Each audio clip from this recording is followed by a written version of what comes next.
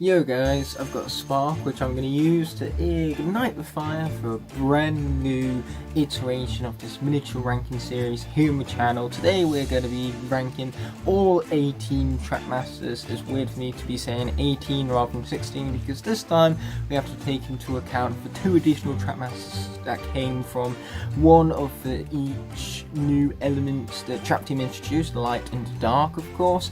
But with that being said, I have very much been looking forward to these Trap Team rankings because Trap Team is my personal favourite game, and that's because it came with such a strong roster. So naturally the Trap Masters you see before you that I have, cut the footage of on top of my voice right here are indeed glorious in uniform. They all have spectacular designs, and the figurines are just the tip of the iceberg because as we delve into their gameplay you're going to see what truly makes these Trackmasters the ultimate boss killers, because these characters, they are literal beasts. But now we're back here with my face, I just want to be here to personally apologise about the fact that these ranking videos have been a little bit delayed over the past few days. So naturally, to make up for that and of course correct that a little bit, you are going to be getting both Trap Team lists today. That means for 18 cores from Skylanders Trap Team ranked are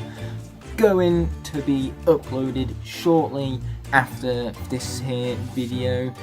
And now with that all having been said and done, let's roll the intro and get into ranking all 18 Trackmasters from worst to best without further ado.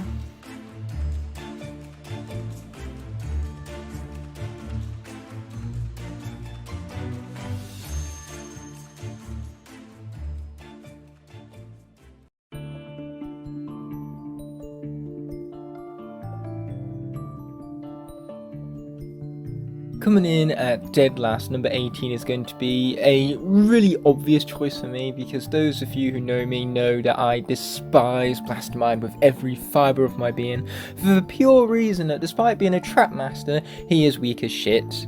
Yes, Blastermind's attacks barely do any damage whatsoever.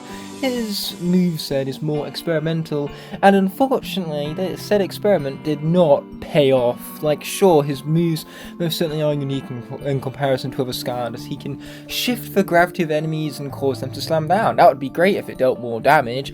Or he can take possession of an enemy and make them fight for you, which Mastermind can also do. So where's the point in that if you already have a villain fulfilling the same purpose? But naturally it's still unique for the sake of Blastmind being an actual Skylander who does it. So again, it's a great idea that is botched in the execution. So the moves are cool, they are distinctive, they are, dare I say, memorable, but unfortunately with just how weak they are, even his Cape Slam, a melee ability no less, deals barely any damage, even though you have to get up close and personal with enemies, which is where you are hit, and where Blastermind is killed off way too easily. So therefore, Blastermind, without a shadow of a doubt, comes in dead last for me. Him having the ability to complete lock puzzles does not affect the character in any positive manner for me, because there's this magical thing in the game called lock puzzle keys that can do the exact same thing. So if I was to compare Blastermind to a lock puzzle king, I would say he is much worse. Anyway, moving on to number 17, we have Nightmare, a very overrated character in my personal opinion. I do love her design, I love her animations when it comes to the combo abilities she has. But ultimately, outside of the detail within the animations and how cool the design is, her moveset is janky at best. Her horn barely ever works for me for some strange reason.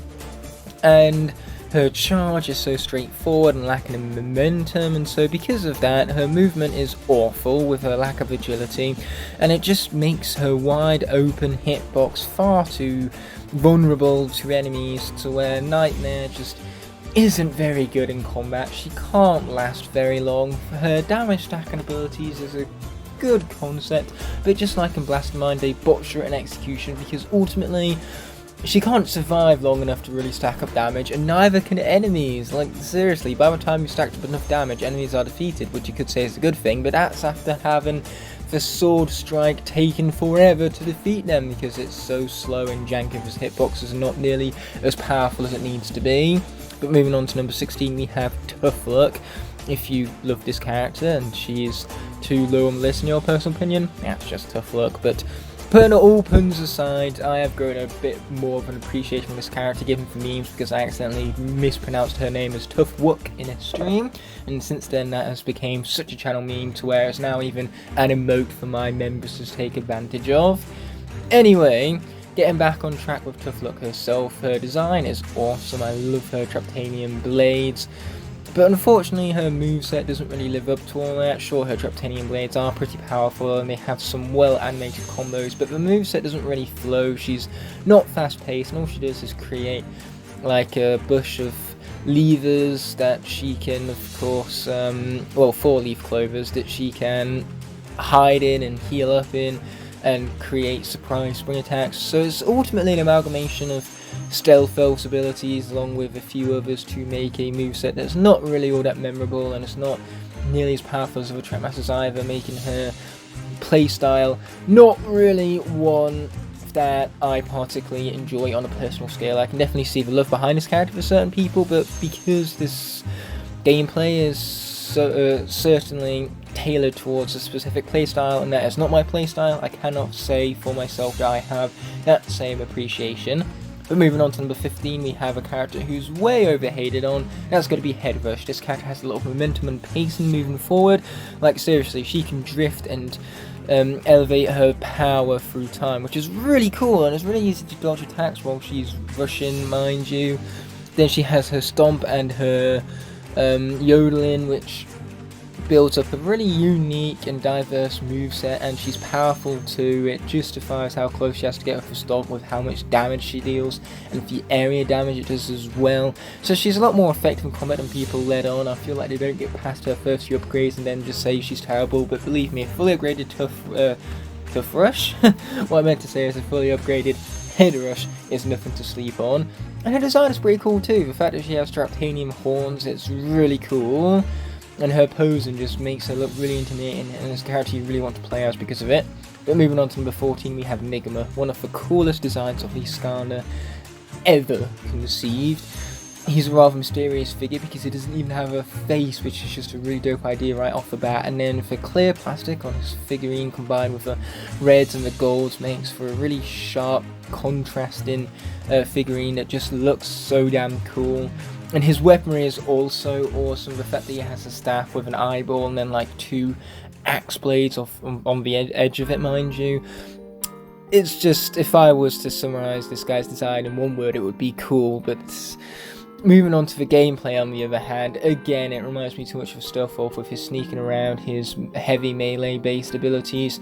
But I must admit, his sneaking around down a particular path, it really rewards a unique gameplay style, and I way prefer it over Tough Wook's. So even though he's not the most powerful Trapmaster, he can be really fun to build strategies around, and his moveset is just overall more balanced in the Trapmasters that I've mentioned already, and his design is by far the best so far on the list. It's so damn cool, and again, the figurine is just really, really unique, not only with the clear plastic, but just the sharp contrast and colours in general, and the awesome weaponry that goes alongside it. But moving on to number 13, we have Kaboom. I'm not a big fan of his design, personally.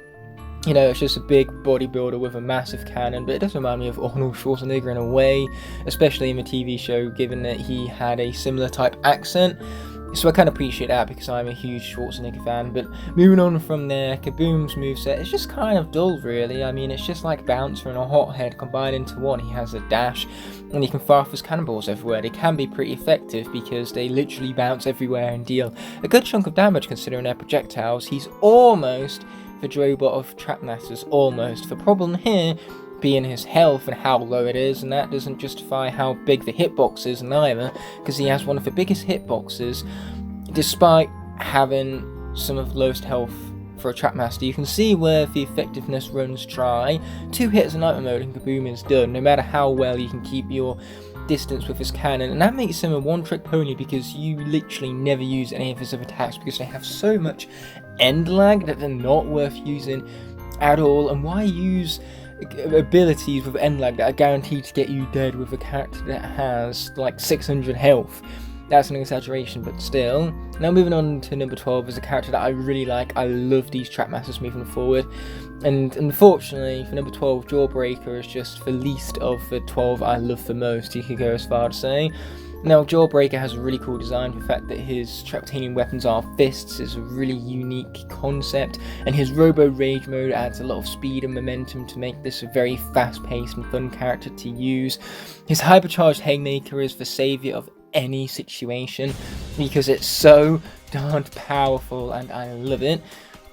So yes, there are many reasons to adore Jawbreaker, but the fact that his moveset just has such fast pace and fluency to it is one of them, even though it's just another robot really. It's a robot boxer. We've seen boxers and Skylanders before, we've seen robots before, so the design isn't all that inspired, and so because of it, the design is really lackluster in comparison to other Trapmasters coming up, like for example Wallop, whose design is only slightly better than Jawbreaker. Note how I said only slightly. Outside of that, he just kind of looks like a buffed up Mahabu really. His design isn't the most inspired, in fact it's quite dull if you were to ask me, and his attacks are very repetitive. They're all hammer based attacks. He slams down his hammer, he uses his hammers like boomerangs, and then he can, you know, launch them into the air and have them slam down on their own accord. So ultimately I got bored explaining what his attacks are, and using them are no different. The main thing that makes Wallop as good as he is the fact that you can hold the Y button and win. He is basically the Drobot of melee characters because he deals so much melee damage and it's so good. Wallop is an exceptional Trapmaster when it comes to just killing things. He kills things really quickly, and ultimately that's the only good thing he has going for him, but outside of that his designs are all repetitive and dull really, and his design is not much better. Kicking off our top 10 at number 10 is going to be Thunderbolt. Now what's really cool about Thunderbolt is the fact that his moves just really combo into one another, for a lack of a better way of putting it. There's a massive amount of flow and pace into this character's moveset to ultimately just make him engaging and fun to play as.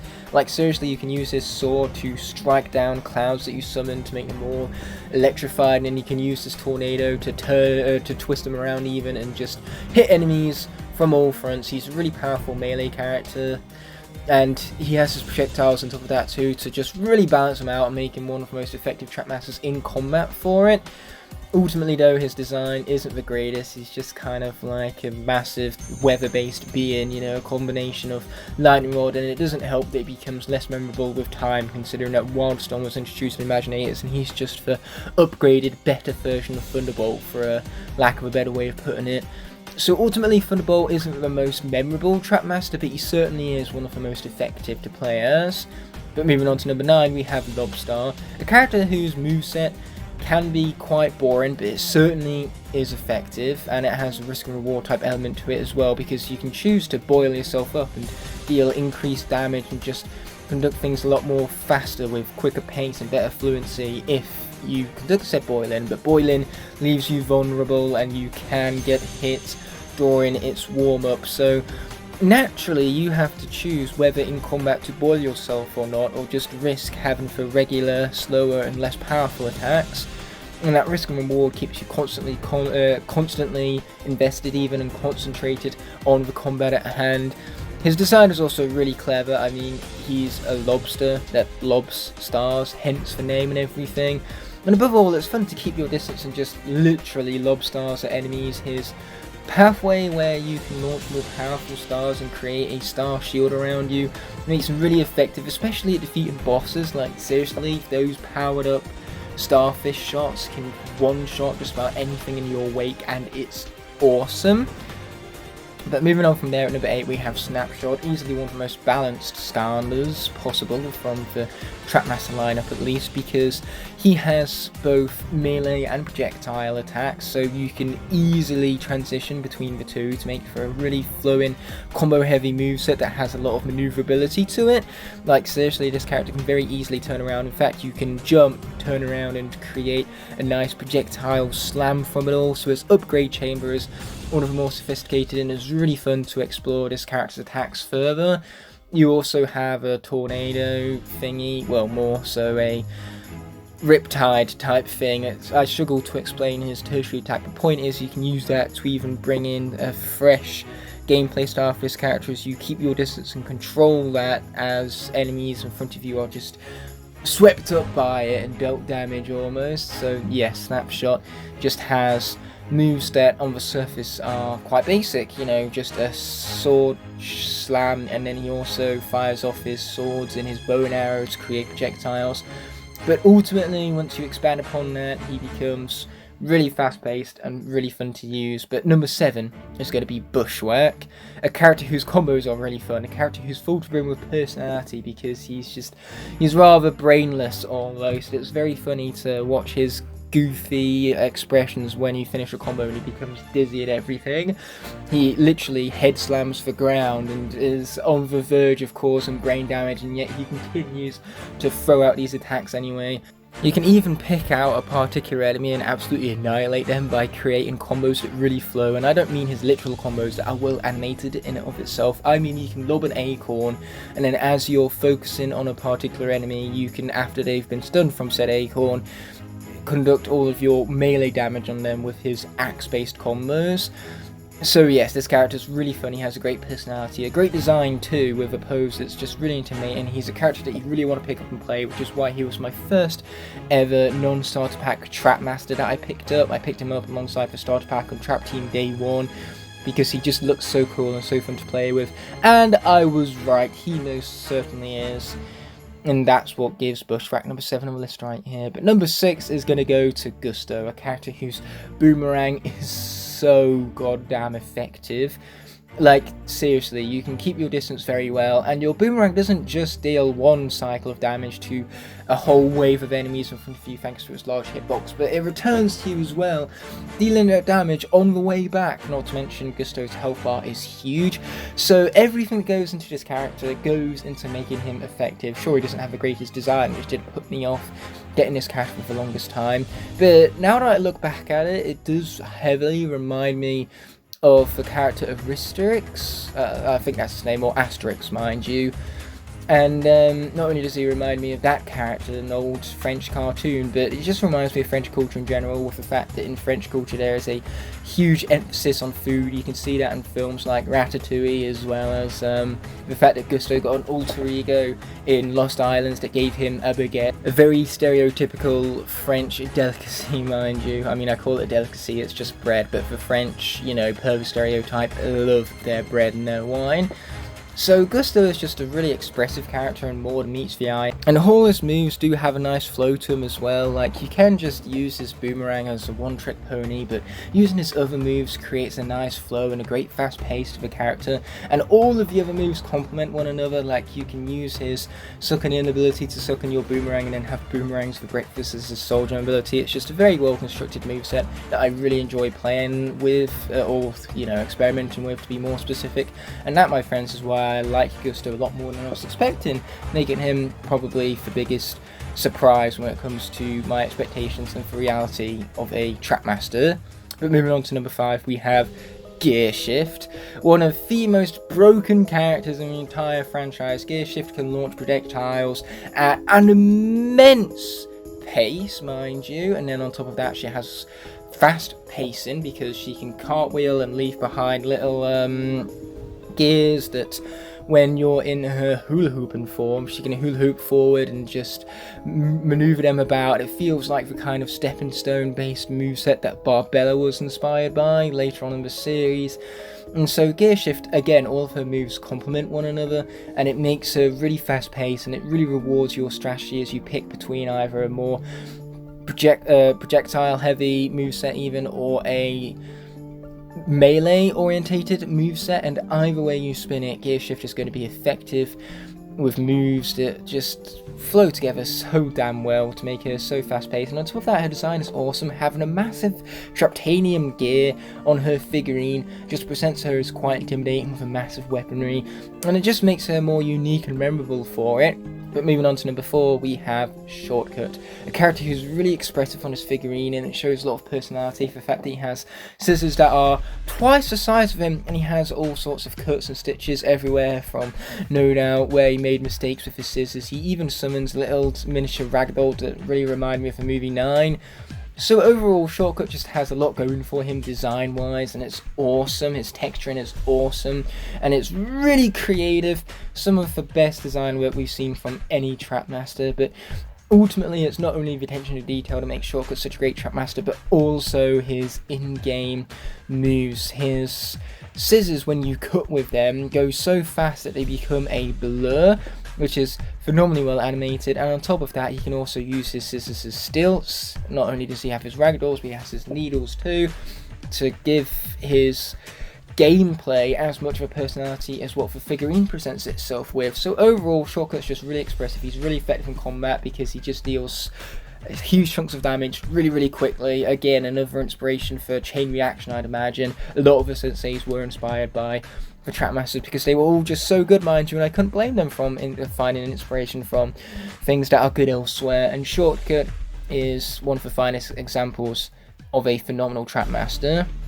But moving on to number 3, kicking off our top 3, could even go as far to say getting the bronze medal is none other than Wildfire. Now let me make it clear, these top 3, which if you've been keeping along with the list, you know exactly what they are.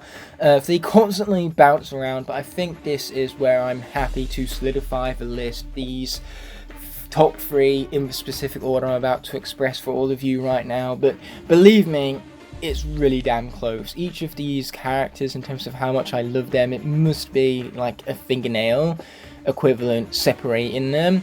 And Wildfire here has such an insane amount of melee damage. He can just launch himself at enemies with such sheer power. His animations are really smooth and fun to watch unfold before you. And the damage they deal, man, you can near enough one-shot just about any enemy, and boss fights become easy with this character.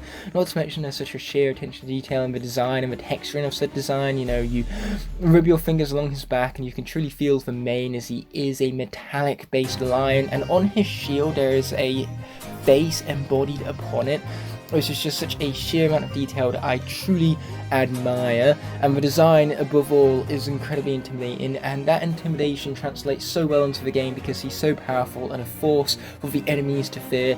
And so the fact that you can cause such sheer chaos and destruction with a character and know that you're the one doing it makes him so incredibly fun. I love playing as Wildfire, with his combinations looking very well animated and just having the power to really take advantage of using. And on top of that, you can pull in enemies and stun them, so then your shield becomes all the more effective.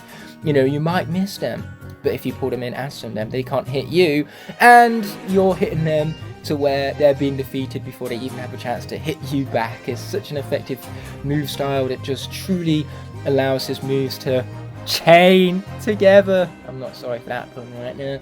But moving on to number 2, we have Nightlight, an absolute beast. First of all, he has flying, which makes shockwaves near enough no problem for him. Then his sword has more damage than you'd expect, and it deals stupid damage. But that's apparently not enough, because his second attack can directly complement that by giving you a pool of light that makes you deal more damage. On top of that, you have a 360-degree spin that can deal damage to enemies all around you. You have a light beam that knocks back enemies and stuns them, so ultimately they can't hit you back or anything. So overall, Nightlight's ability to deal with crowd control makes him so overpowered. He has a huge health bar that's near impossible for enemies to deplete. Like seriously, this is over 1,300 we're talking about at level 20. And his design is so good. He has a really detailed helmet, sharp contrast in colours and glitter to just truly make him stand out on the shelf as one of the greatest design Trapmasters of them all. And just like characters like Shortcut, who has a reflection of certain cultures, and Gusto too, Nightlight has a more religious symbology behind him, I think is the word, because he reflects that of a light angel. And so above all, that's really cool, the fact that you can have that element of culture represented, more so religion than culture, but still religion is a huge part of culture, I would argue. And so that just makes Nightlight more incredibly clever and something more that you want to explore, because you see the design, you want to play as a character, and then as soon as you start playing with a character, you learn how good he is, So yes, everything in Nightlight is awesome, without a shadow of doubt or a hint of sarcasm, but still that doesn't quite live up to my number one, which has to be Crypt King. Again, these top three are constantly fluctuating on my list, but I think Crypt King solidly has to be number one after I learned how broken his moveset can be. His bees can heal you after they expire, but on top of that you can summon them in easily. You tend to accidentally sword strike through them, and that buffs up their damage output. They stun enemies, but you know what else stuns enemies? Well, it doesn't stun them, but it slows them down, and that's his ghost sword, which has near enough limited range, and it can seep through enemies with shields like Blastatrons. So let me get this straight. You can summon bees, they go off, they stun enemies so they can't hit you, and they deal damage in the process, stupid damage at that. You can press the circle once and air off, dealing 88 damage each and every second. You can slow down enemies like Blastatrons and then engage them from behind and perform your combos, which are not only overpowering, but every time you conduct a critical hit, which is frequent, you rain down swords. And then after all of this is said and done, your bees expire and you're healed up. If there ever was an invincible Skylander, I think it would quite possibly be Crypt King. He is so over top, so broken. You learn the proper strategies with this guy, and he just does not die. He refuses. He is one of the few characters who can easily solo shot trap team on hard mode. All of the bosses, all of the enemies, they don't stand a chance. And on top of that, Crypt King's design even, it's Egyptian. It has sharp contrasting colours between the black and the gold, which makes me prefer the regular one over the Nitro one in all honesty. Unlike characters like Wildfire, where the Dark Edition is just clearly that much cooler.